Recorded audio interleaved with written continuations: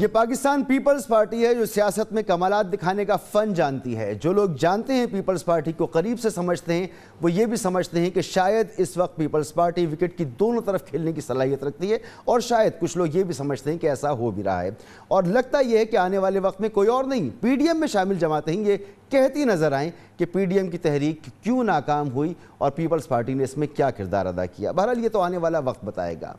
آپ دیکھ رہے ہیں پروگرام سوال عوام کا، میں ہوں مسعود رضا، پاکستان کے بدحال شہر کراچی سے۔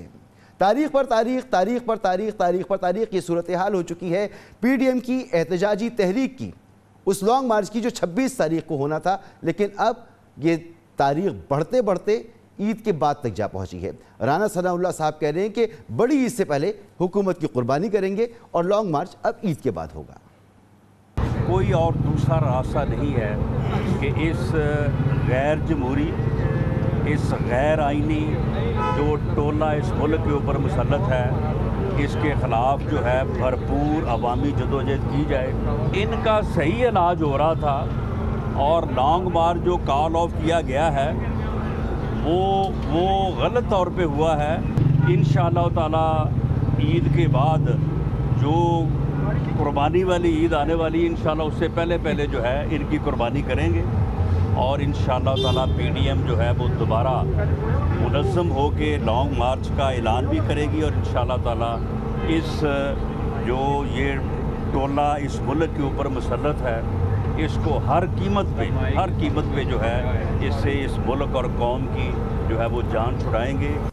رانا ثناء اللہ صاحب تو یہ فرما رہے ہیں، لیکن سیاسی پنڈت مانتے ہیں کہ چاہے لانگ مارچ ہو یا پارلیمنٹ کے اندر کوئی تحریک ہو، حکومت اس سے نہیں جاتی۔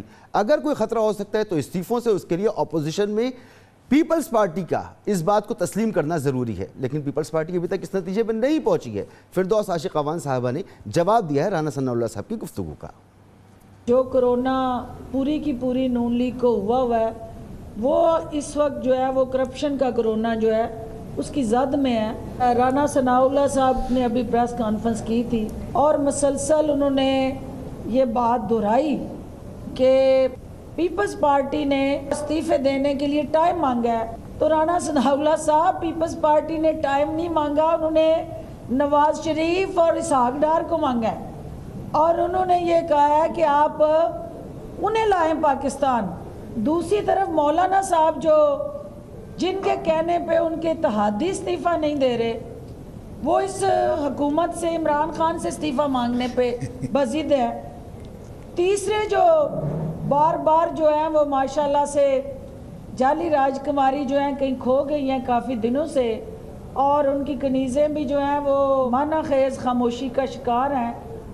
پی ڈی ایم کی یہ بھرپور تصویر ہے جو فردوس عاشق اعوان صاحبہ نے لوگوں کے سامنے رکھی ہے، میڈیا کے سامنے رکھی ہے، عوام تک پہنچائی، اور اس سے کوئی انکار بھی نہیں کر سکتا، صورتحال ایسا ہی ہے۔ لیکن کچھ سیریس بزنس بھی ہیں جن کی طرف آنا چاہیے، پارلیمنٹ کو چلنے کی بات ہونی چاہیے، ملک کو آگے بڑھنے کی بات ہونی چاہیے۔ حکومت نے کوشش کی ہے کہ ایک بار پھر کوشش کی جائے، انتخابی اصلاحات کی جائیں، نئے قوانین میں ترمیم کی جائے، اور اس کے لیے کمیٹی بنائی جائے۔ وزیر اعظم نے اسپیکر قومی اسمبلی کو خط لکھا اور وہ کوشش کر رہی ہیں، لیکن اپوزیشن اس پر اب تیار نظر نہیں آتی ہے۔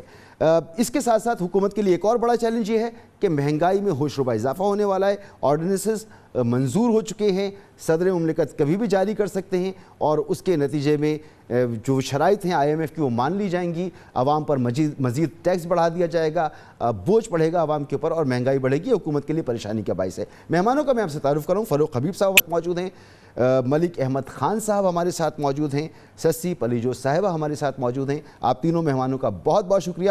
فاروق حبیب صاحب، سب سے پہلے تو آپ فرمائیں کہ یہ جو آپ کی پیشکش ہے اپوزیشن کو کہ الیکشن اصلاحات کے لیے بیٹھیں اور نئے قوانین میں ترمیم کے لیے بیٹھیں، اس پر جواب کیا ہے اپوزیشن کا؟ کیا رہی ہے اپوزیشن آپ سے؟ دیکھیں، بات یہ ہے ابھی تک تو اپوزیشن خود سکتے کے اندر ہے، اور کیونکہ جو زرداری صاحب نے ان کے ساتھ کیا ہے، ان کو ٹیشو پیپر کی طرح یوز کر کے انہوں نے استعمال کیا ہے۔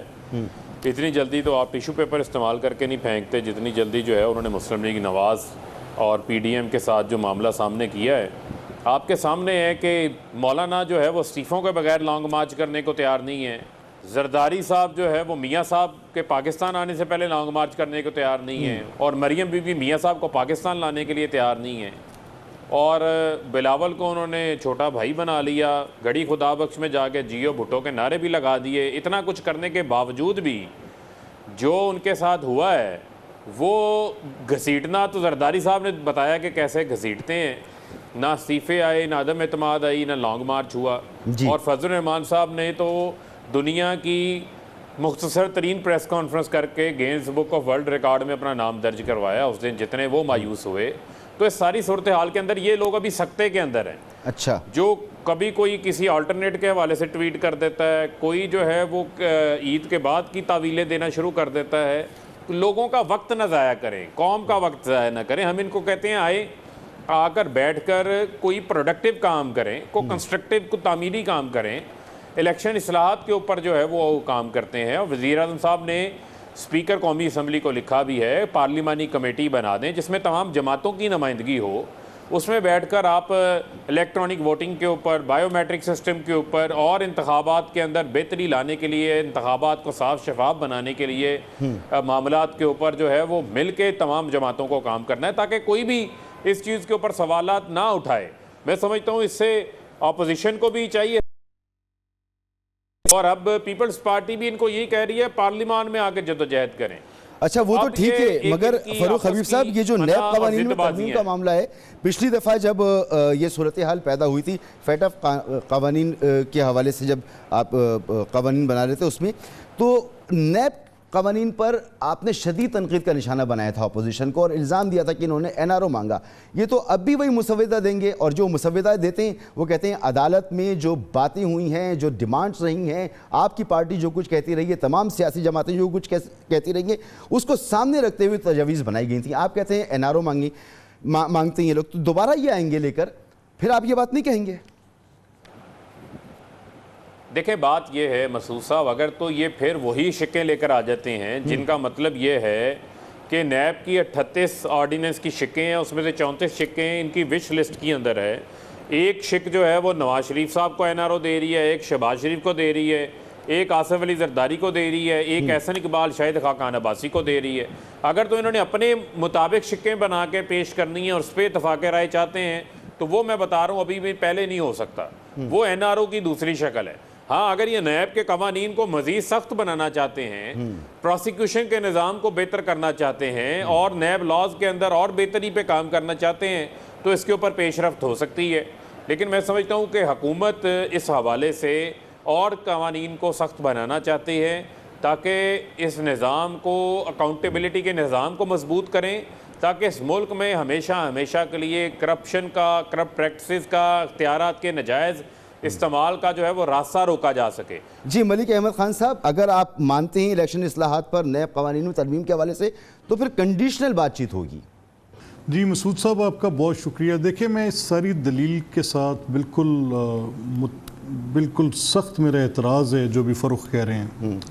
اگر تو یہ مقدمات یہی ہیں جن کا یہ ذکر کر رہے ہیں اور پھر کہہ رہے ہیں کہ نیب لا جو ہے وہ جو پرائیویٹ بزنسز کو دیکھ رہے ہیں، تو پرائیویٹ بزنسز کو دیکھنے کی آپ پوری مثال آپ کے سامنے ہے. خواجہ سعد رفیق کا کیس ایبسولوٹلی پرائیویٹ بزنسز، کوئی اور اس میں گورنمنٹ کے ایکسچیکر کی ایک پینی کا سوال نہیں ہے. سلیمان شہباز صاحب کا کیس گورنمنٹ کے ایکسچیکر کی ایک پینی کا سوال نہیں ہے.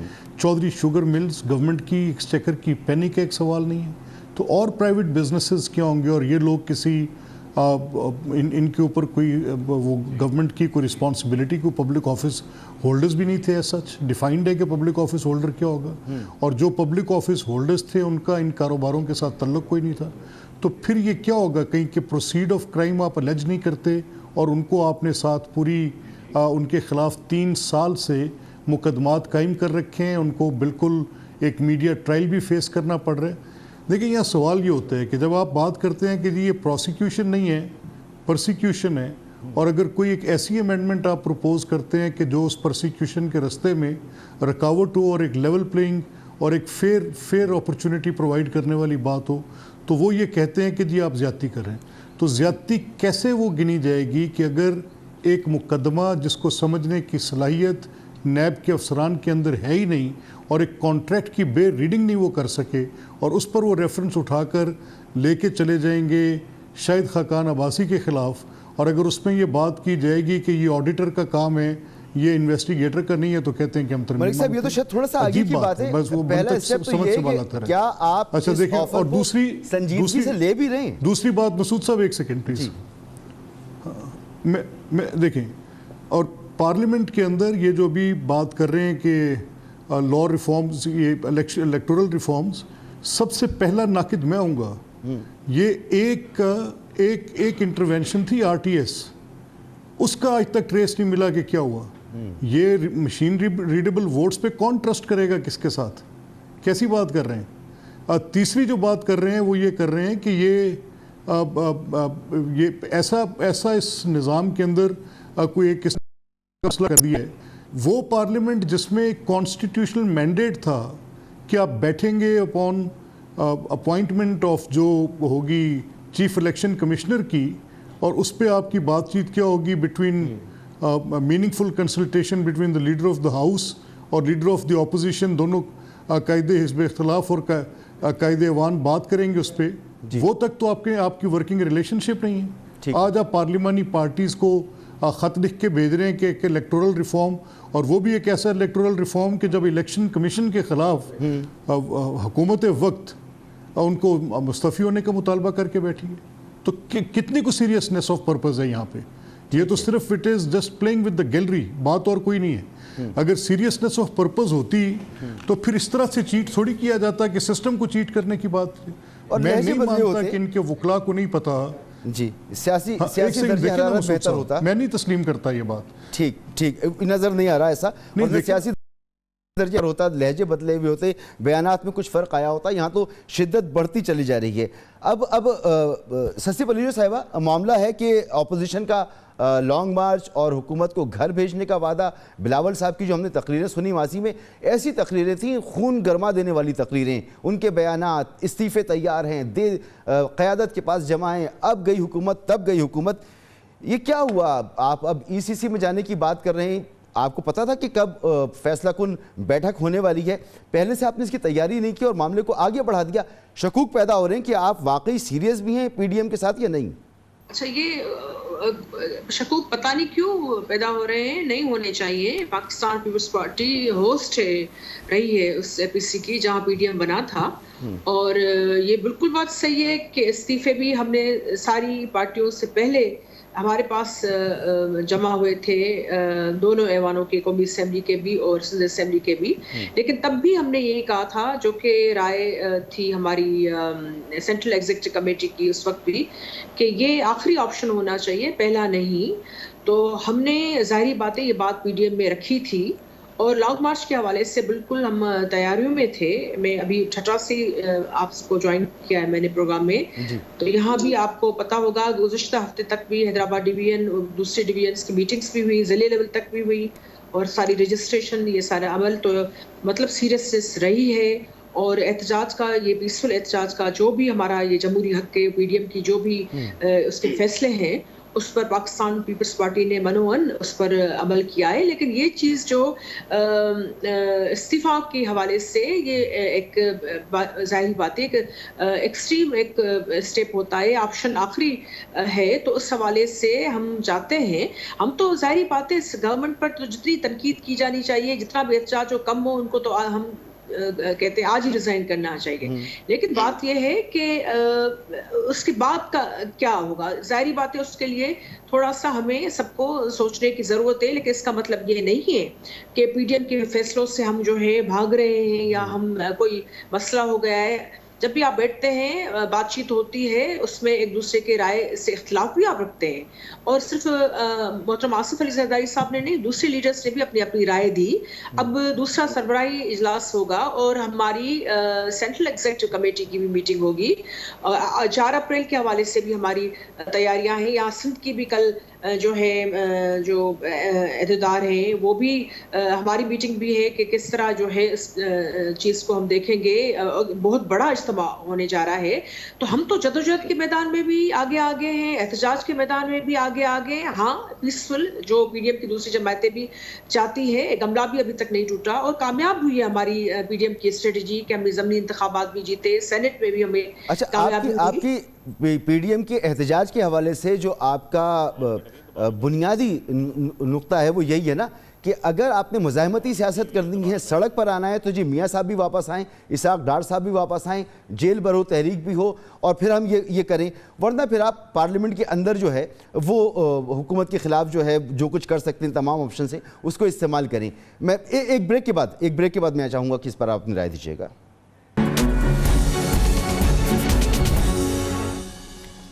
پروگرام میں آپ کو ایک بار پھر خوش آمدید۔ سسی پلیجو صاحبہ، اگر احتجاجی سیاست کو جاری رکھنا ہے تو میاں صاحب کا آنا ضروری ہے، اسحاق ڈار صاحب کا آنا ضروری ہے، اور اگر پارلیمنٹ کے اندر جد و جہد کرنی ہے تو پھر سب کو مل کر لینا چاہیے، اس میں ضروری نہیں کہ میاں صاحب واپس آئیں۔ یہ آپ کا بنیادی نقطہ ہے؟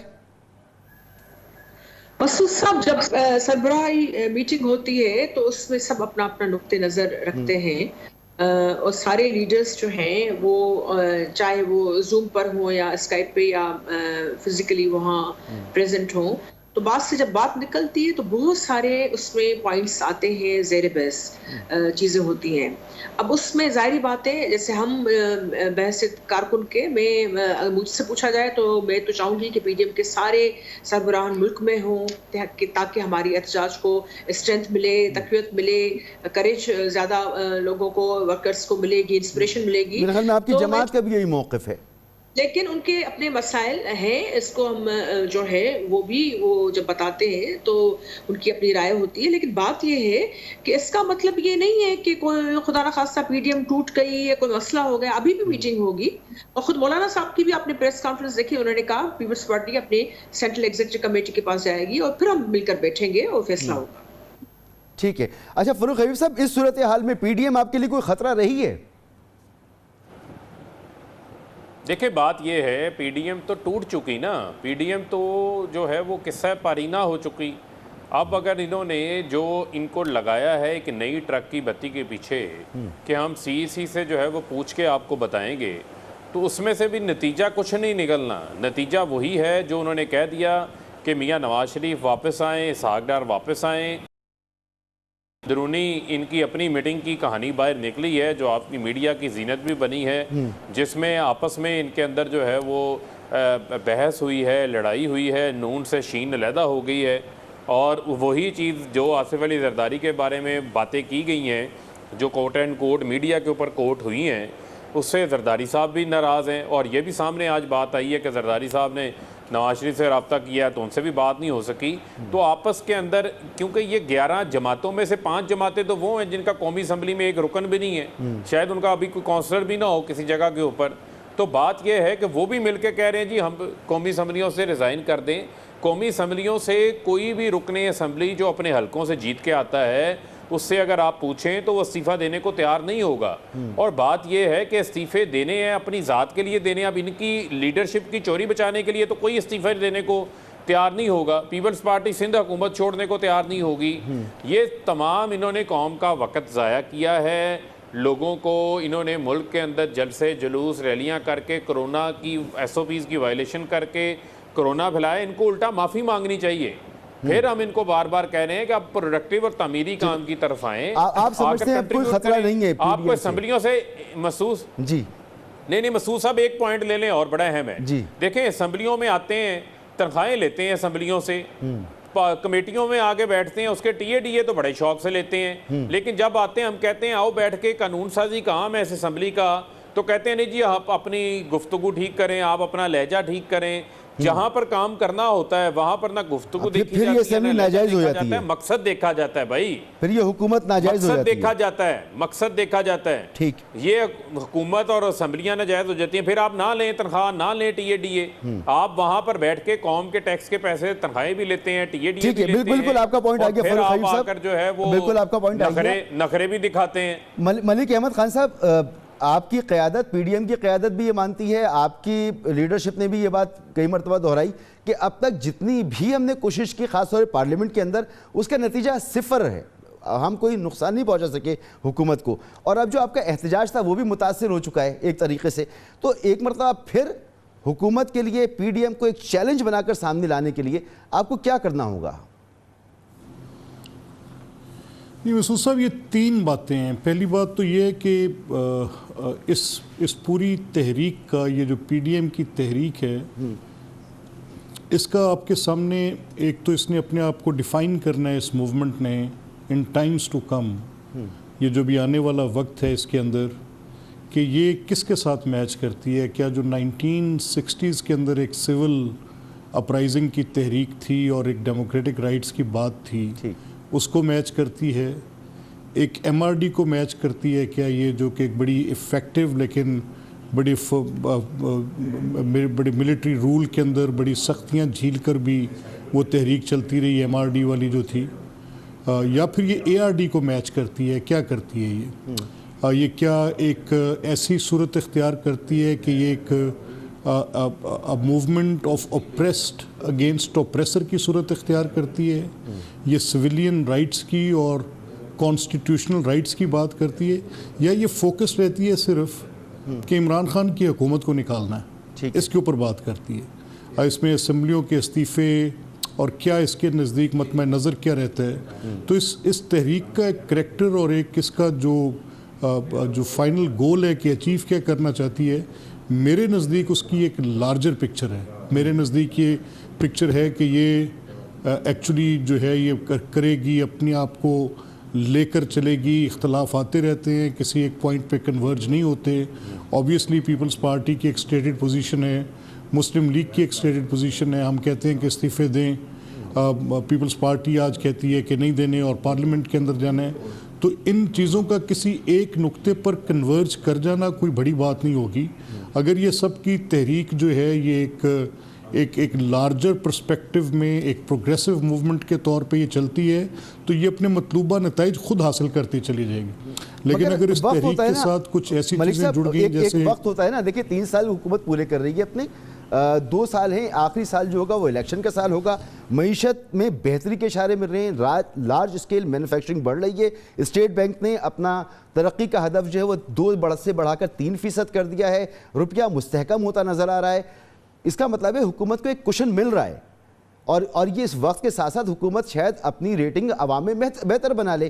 تو یہ آپ کے احتجاج کے لیے اچھا نہیں ہوگا. تو جو ٹائم فریم تھا آپ کے پاس، مولانا صاحب کہتے تھے کہ سینٹ الیکشن سے پہلے ہمیں فیصلہ کن جنگ لڑنی چاہیے، وہ وقت گزر گیا. اب بڑھتے بڑھتے عید کے بعد کی بات ہو رہی ہے، پتہ نہیں یہ معاملہ اور کتنا آگے جائے گا. تو ٹائم جتنا گزرتا جائے گا فائدہ تو حکومت کو ہوگا.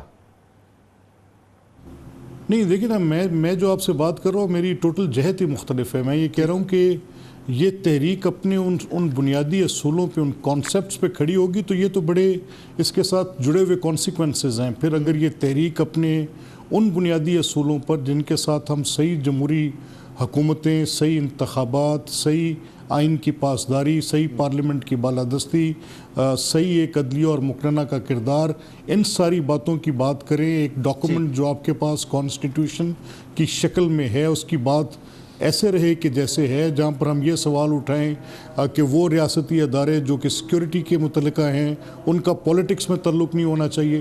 اگر ایسی بات پر یہ تحریک اپنی صورتحال کو لے کر آگے چلتی ہے تو پھر یہ جو ہائبرڈ ارینجمنٹس ہیں یہ زیادہ دیر سروائیو نہیں کریں گے، یہ چلی جائے گی بات. لیکن اگر یہاں پر مسئلہ تھوڑا سا اور طرح سے رہے گا پارٹی پوزیشنز میں، اور یہ مسئلہ رہے گا کہ ہر کسی کی ایک پاور سٹرگل بھی ساتھ رہے گی، تو پھر آپ کے سامنے ہے، پھر جو بھی ہوگا ہر کسی کے اپنے انٹرسٹ ہوں گے and we will see how it carries on. Okay, مگر اس وقت تحریک کہاں کھڑی ہوئی ہے یہ سوال یقیناً اس کا ایک جواب ہونا چاہیے، اپوزیشن کی زبانی ہونا چاہیے، کیونکہ یہ سمجھا جا رہا ہے کہ یہ اب پی ڈی ایم ہے نہیں، شاید تھی. تو مزید سے بات کریں گے سسی آپ سے ایک مختصر سے بریک کے بعد. پروگرام میں ایک بار پھر خوش آمدید. سسی، آپ نے سنا ہوگا ملک احمد خان صاحب فرما رہے ہیں کہ ابھی تو اس کو یہ جو تحریک ہے اپوزیشن کی، اس کو یہ فیصلہ کرنا ہے کہ یہ ہے کس طرح کی تحریک. واقعی یہ ابھی تک یہ بات ڈیفائن نہیں ہے کہ یہ تحریک کس طرح کی ہے. یہ 1960 کی جو اپرائزنگ سول رائٹس کی موومنٹ تھی اس طرح کی ہے، ایم آر ڈی کی طرح کی ہے، اے آر ڈی کی طرح کی ہے، یہ کیسی تحریک ہے؟ اس کے فنڈامنٹلز کیا ہیں آپ کے نزدیک؟ دیکھیں، اس کی نوعیت اپنی ہے، لیکن نیچرلی یہ تحریک جمہوریت کی بالادستی، آئین کی بالادستی، پارلیمنٹ کی بالادستی اور جمہوری پسند لوگوں کے لیے سپیس، اور جو یہ انتقامی کارروائیاں ہو رہی ہیں، حالانکہ وہ ایک ہی پوائنٹ ہے جو ہماری ریزولوشن تھی جس میں 26 نکات تھے یہ، اور یہ مہنگائی کے حوالے سے خاص کرے اس حکومت کی جو غیر عوامی غیر جمہوری پالیسیز رہی ہیں اس کو بھی اس میں جو ہے دیکھا گیا ہے، اس میں شامل کیا گیا ہے۔ دیکھیں مسعود، ایم آر ڈی کی تحریک بڑے ہم بچے تھے، لیکن کیونکہ میری پوری فیملی وہ سب سے پہلے جیلوں میں گئی تھی، اور ہم بچپن ہی کوٹ لکھپت کے عیدوں پر باہر انتظار کرتے ہوئے گزرا ہے، اور اے آر ڈی کی تحریک میں امین فہیم صاحب یہاں تھے، محترمہ صاحبہ جلاوطن تھی، تو اس میں بھی اپوزیشن میں اسی ٹھٹا کی میں ایم پی اے تھی، لیکن گھسیٹ کر گرفتار ہمیں کیا جاتا تھا، دہشت گردی کے مقدمات بھی ہم پر بنتے تھے، اس کو بھی ہم نے دیکھا ہے۔ لیکن یہ تحریک جو ہے اس میں آپ دیکھیں کہ مزاحمت ہے اور اس کے مختلف فیزز ہیں، لیکن یہ بھی نہیں ہے کیونکہ 5 سال پہلی دفعہ پیپلز پارٹی کی حکومت نے پورے کیا عوامی۔ ہم نے ہمیشہ چاہا ہے کہ جو حکومت اس کے بعد آئی ہے کہ وہ اگر 3-4 ویساکھیوں بھی کھڑی ہے تو ٹائم دیا جائے، لیکن اس حکومت نے آتے ہی آئین کی یعنی بدترین وائلیشن شروع کر دی۔ اس کے بعد جو ہے سارا وہ پوچھو یہ کیوں آپ نے مہنگائی بڑھا دی ہے، وہ کہتے پچھلی حکومتوں نے یہ کیا۔ آئین کی وائلیشن کیا کی انہوں نے؟ یعنی جو بھی آپ کہیں گے کہ یہ آپ کی کیوں پالیسی ناکام ہے، اتنی مہنگائی کیوں ہے، ایک مہینے میں آپ 6 دفعہ پیٹرول کی جو ہے قیمت بڑھا رہے ہیں، عام غریب آدمی جو ہے سانس نہیں لے سکتا، گیس بجلی کی جو ہے وہ لوڈ شیڈنگ کو دیکھ لے، چھوٹے صوبوں کی جو ہے وہ کرائے دیکھ لے، تو یہ آپ سوال پوچھیں گے جاپان، جواب لے گا جرمنی۔ حقیقت یہ ہے۔ فاروق ایوب صاحب، ایک مرتبہ پھر آرڈیننس کے ذریعے آپ نئی قانون سازی کر رہے ہیں اور آئی ایم ایف کی کنڈیشنز کو مانتے ہوئے ملک میں مہنگائی کا طوفان آنے والا ہے، تو یہ آپ کے حق میں ایک بری چیز ہوگی اور شاید پی ڈی ایم اس سے فائدہ اٹھا سکے کچھ۔ پی ڈی ایم قصہ پارینہ ہو چکی ہے، پی ڈی ایم سے کسی قسم کا کوئی ہمیں نہ تو کوئی ڈر ہے نہ کوئی خوف ہے۔ بات یہ ہے کہ اگر انہوں نے آ کے ملک ٹھیک کرنا ہے، مسعود صاحب میرا سوال ہے آپ سے، پاکستان کی عوام بھی یہ پوچھنا چاہتی ہے، تو پھر یہ ملک خراب کس نے کیا تھا؟ یہ 40 سال تو یہ اقتدار کے اندر تھے، اس ملک کو تباہی کے دہانے پہ یہ لے کے گئے۔ آج میں آپ کو یہ بتاتا ہوں کہ 1967 کے بعد اس ملک کے اندر کوئی ڈیم نہیں بنا۔ آج عمران خان جو ہے وہ مومن ڈیم بنا رہا ہے، جو انشاءاللہ 2025 کے اندر مکمل ہوگا، 800 میگا واٹ بجلی آئے گی، 300 ارب روپے کا پروجیکٹ ہے۔ آج 4500 میگا واٹ کا پن بجلی کا منصوبے کے اوپر کام شروع کروایا، تختیاں نہیں لگائیں، فوٹو سیشن نہیں کروائے، جو دیا میر بھاشا ڈیم کے اوپر کام شروع ہو رہا ہے۔ آج جو ہے وہ ہم آئی پی پیز کے ساتھ ری نیگوسیٹ کر رہے ہیں معاہدوں کو، ان کے کیے ہوئے مہنگے معاہدوں کی وجہ سے آج ان کے مہنگے معاہدوں کی وجہ سے بجلی مہنگی ہے۔ 50,000 میگا واٹ کی انہوں نے کیپیسٹی کھڑی کر دی بجلی کی، ٹرانسمیشن کی 25,000 کی کیپیسٹی نہیں ہے ہماری، 30,000 میگا واٹ کی ضرورت ہے، 50,000 میگا واٹ بجلی موجود ہے، جو ہمیں مہنگی بجلی کے یہ معاہدے کر کے گئے ہوئے ہیں، ڈالر کے اندر وہ پیسے واپس کرنے تھے۔ اس کے علاوہ جو ظلم کر کے گئے، آج ہم نے اسی 1 منٹ مجھے ذرا ایکسپلین کرنے دیں پلیز۔ نہیں، یہ ظلم تو ہے، میرا سوال آپ سے یہ ہے کہ یہ تمام ظلم تو آپ گناتے رہتے ہیں، مگر یہ مہنگائی کا ایک نیا طوفان جو آ رہا ہے اس سے آپ کو خطرہ نہیں ہے؟ میں اسی طرف آ رہا ہوں۔ دیکھیں بات کیا ہے، آج قطر کے ساتھ ہم 10 سال کا معاہدہ کرتے ہیں گیس کا، ان سے کیے گئے معاہدے سے ہم 30% سستی گیس کا معاہدہ کر لیتے ہیں $10 کے اوپر، 4 سال بعد اس ریٹ کو دوبارہ نیگوسیٹ کیا جا سکتا ہے، یہ بھی کر لیتے۔ انہوں نے کیوں مہنگے معاہدے کیوں؟ کیونکہ یہ کک بیکس لیتے تھے، ان کی کمیشنز ہوتی تھی۔ ہمیں آپ کہتے ہیں جی مہنگائی ہو گئی، ڈالر کی آپ دیکھیں کہ ڈالر روپیہ ڈی ویلیو ہوا، آج ہم فورن ریزروز کو بڑھا رہے ہیں، سٹیبل کیا ہے، آپ دیکھیں روپیہ تگڑا ہوا ہے۔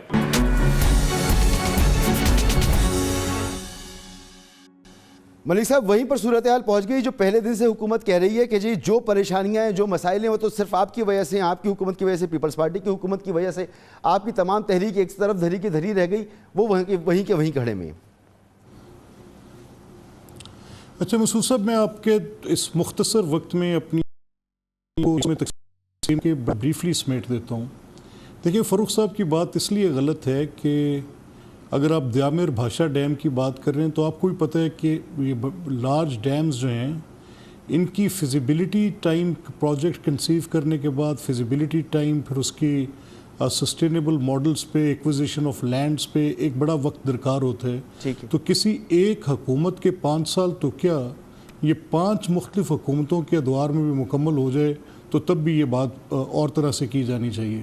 ये प्रोजेक्ट 2002 में जब हमने देखा कि कालाबाग डैम पे एक पॉलिटिकल सेटलमेंट नहीं हो रही थी, अगर वो फिजिबल था तो सिंध का एतराज़ इसके ऊपर ऐसे ही था जैसे पाकिस्तान का लोअर राइपेरियन और अपर राइपेरियन का इतराज़ इंडिया के साथ हमारा मौजूद है।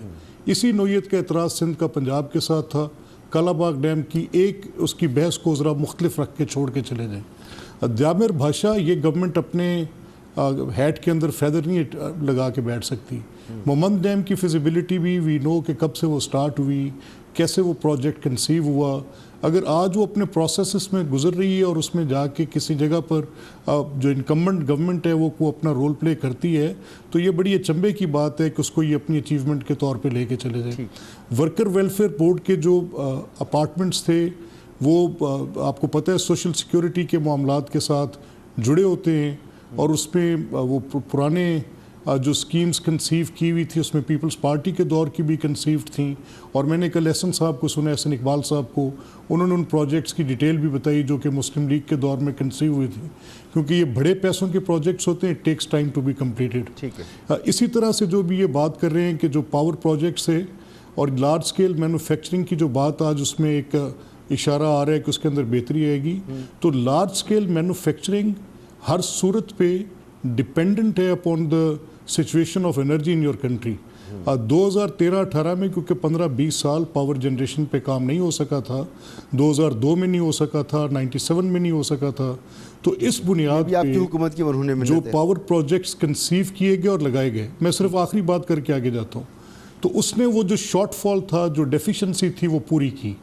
और ये भी इनकी बात बिल्कुल गलत है, ये दुनिया के बेहतरीन कंपेटिटिव रेट्स के ऊपर लगे हुए हैं।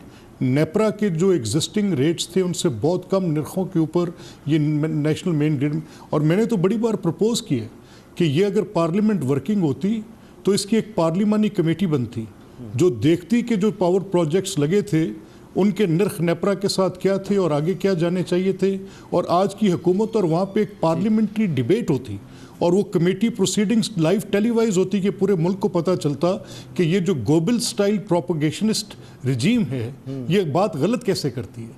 और जो अभी आप कह रहे हैं पीडीएम की बात, मैंने आपसे बड़ी मुख्तसर और बड़ी दो टोक बात की है। अगर मेरे जैसा सियासी कारकुन ये समझता है कि पाकिस्तान की सियासत का रुख क्या होना चाहिए और उस प्रोग्रेसिव सियासी रुख की तरफ अगर ये तहरीक अपना किबला सुबह कर लेगी, तो ये फिर गवर्नमेंट जो आज आपके सामने खड़ी है, ये जिस तरह के नंबर्स के साथ खड़ी है, इट वोंट सस्टेन। ये मोटी और मुख्तसर बात है। इस गवर्नमेंट के लिए पीडीएम कल भी जो हैसियत रखती थी। दो टोक अल्फाज में शशि से भी जान लूँ ना कि आप क्या समझती हैं, ये तहरीक अपना किबला कब दुरुस्त करेगी? शशि, आपको क्या लगता है? हाँ मसूद, मैं पहले भी बात आधी में रह गई। मैं उस वक्त भी ये कहना चाह रही थी कि जो भी अब तक के जो भी रहे हैं मराहल तहरीक के, वो कामयाब रहे। ज़मनी इंतखाबात हो, सेनेट का हो, जलसे हो, जुलूस हो, अवाम का जोक दर जोक इसमें शामिल होना हो, ये हुकूमत जो है अब भले ही अपनी फेक किस्म की, देखिए एक बात, पहली बात आप और हम समझ लें कि जब भी फेक मेजॉरिटी बनती है ना, जिसमें ऑर्गेनिक वो पहलू शामिल नहीं होते, वो ज्यादातर देर पा वो चीजें नहीं होती है।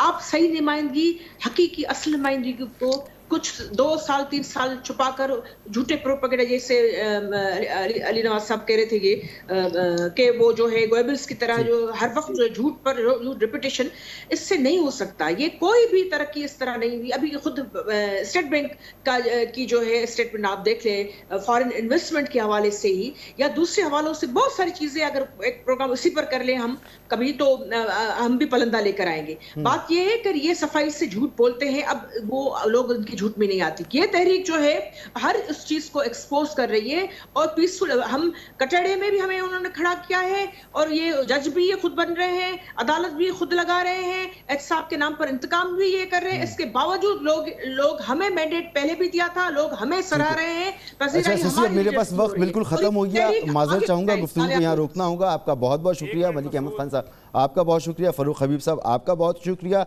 पीडीएम की तहरीक को अपनी सिमत दुरुस्त करनी होगी या इसकी सिमत दुरुस्त है? सूरत हाल आपके सामने मौजूद है, आने वाले वक्त में पता चल जाएगा। हुकूमत तो कंफर्टेबल मोड में नज़र आती है और हुकूमत को ऐसा लगता है कि इस सूरत हाल में कोई परेशानी नहीं है। बहरहाल इस दुआ के साथ कि वज़ीर आज़म को کرونا ہو گیا، اللہ تعالیٰ ان کو صحت عطا فرمائے، اور اس امید کے ساتھ کہ آپ سب کرونا سے محفوظ رہیں، SOPs کا خیال رکھیں۔ اجازت دیجیے، اللہ حافظ۔